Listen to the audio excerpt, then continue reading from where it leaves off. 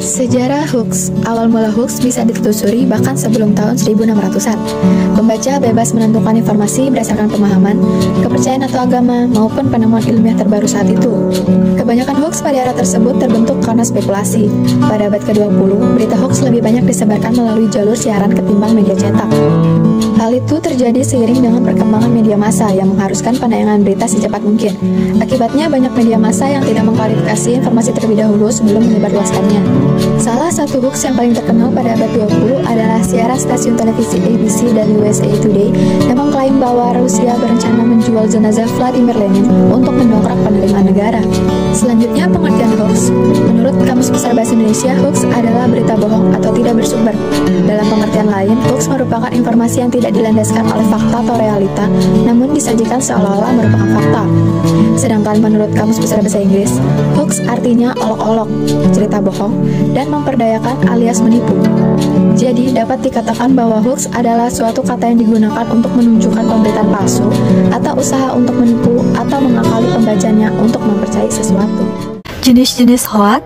Yang pertama, satir. Satir merupakan konten yang dibuat sebagai sindiran pada pihak tertentu. Konten yang dimuat dikemas dalam unsur parodi, ironi, bahkan sarkasme. Yang kedua, misleading content atau konten menyesatkan.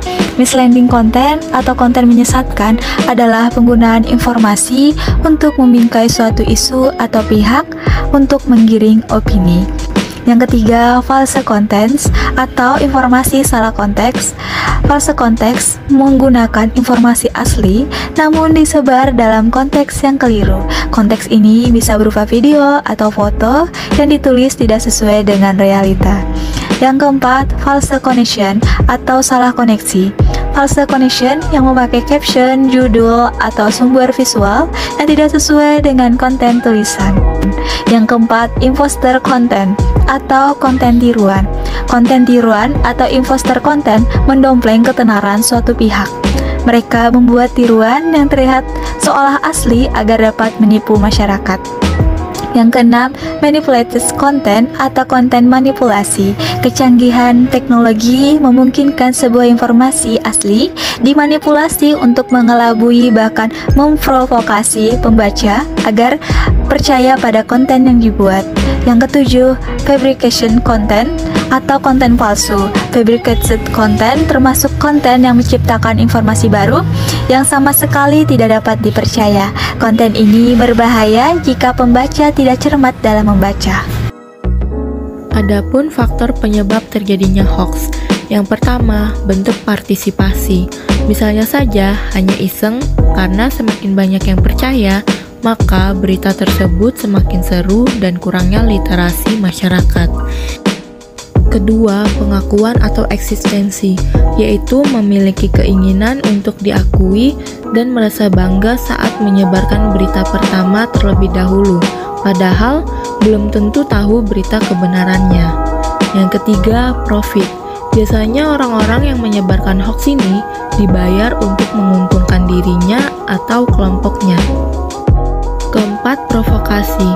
Menyebarkan hoax dengan tujuan melakukan sindiran atau sarkas terhadap kelompok tertentu untuk mengambil keuntungan dari konflik dengan cara mengadu domba. Yang kelima, propaganda. Biasanya orang yang menyebarkan hoax karena alasan politis sehingga menjatuhkan lawan politiknya. Selain itu, penyebaran hoax ini bertujuan untuk mempengaruhi dan mengontrol massa. 6. Hukum yang mengatur penyebaran hoaks di Indonesia. Desolen.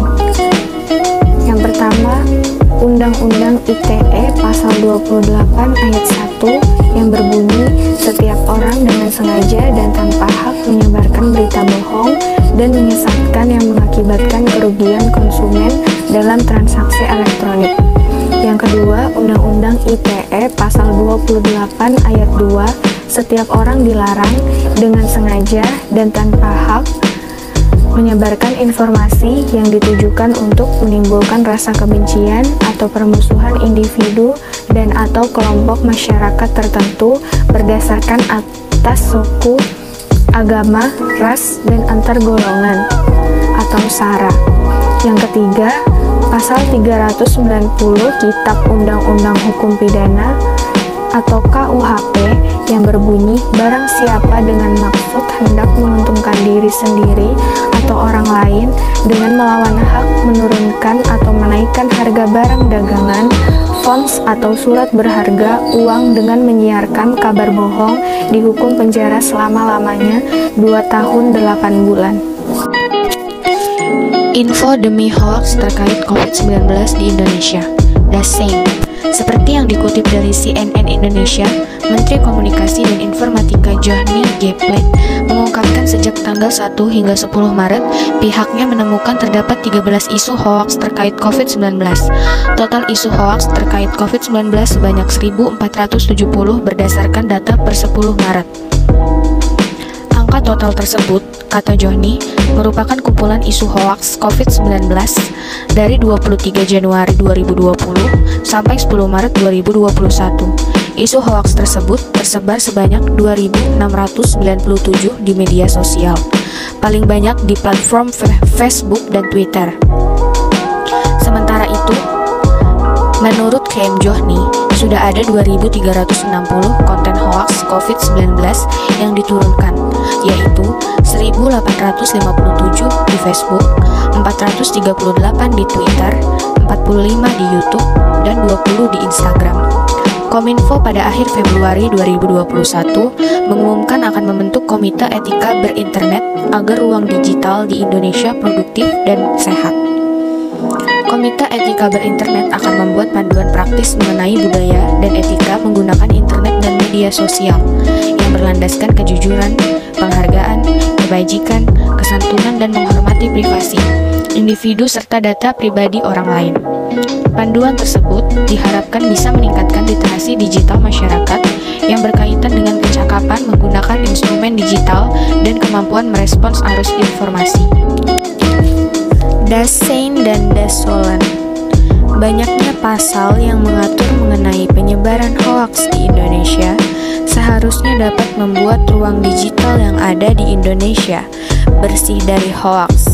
Namun, pada kenyataannya, penyebaran hoaks kian marak terjadi, terutama di masa pandemi. Berita hoaks terkait COVID-19 banyak ditemukan di media sosial. Cara mencegah penyebaran hoaks di Indonesia.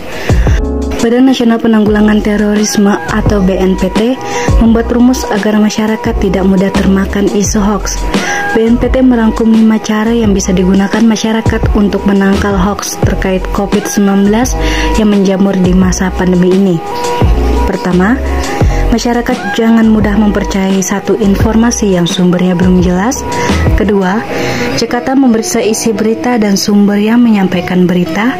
Ketiga, masyarakat selalu mengoreksi dan membandingkan informasi yang didapat dengan media mainstream yang dapat dipercaya.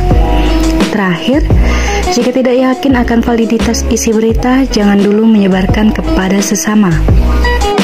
Inovasi pelayanan publik terkait penyebaran hoaks di Indonesia. Dalam kaitan dengan hoaks, pemerintah Indonesia telah meluncurkan aplikasi Trust Positif untuk mendeteksi dan menangkal sumber dan situs hoaks. Juga telah diperkenalkan aplikasi Turnback Hoax untuk memeriksa dan memberikan laporan kepada pemerintah mengenai hoaks. Pemerintah juga akan membangun sistem Big Data Cyber Security atau BDCS, di mana dengan sistem ini seluruh data yang ada di kementerian atau lembaga disimpan dalam sistem data yang aman. Melalui sistem ini, diharapkan masyarakat dapat menggunakannya juga untuk memeriksa sebuah informasi mengenai pemerintahan, apakah benar atau bohong. Mengenai Turnback Hoax adalah aplikasi berbasis crowdsourcing yang dirancang untuk mengumpulkan berbagai informasi fitnah dan hoax yang beredar di internet. Bentuknya berupa eksistensi yang bisa dipasang di peramban Chrome untuk desktop. Sesuai memasang eksistensi dan melakukan logging via Facebook, Turnback Hoax bisa melaporkan konten yang dicurigai sebagai hoax. Konten yang dimaksud bisa berupa halaman situs, pesan berantai, dan gambar termasuk yang beredar di media sosial semacam Facebook. Penggunaan dapat menerangkan alasan soal mengapa konten tersebut diduga mengandung hoax.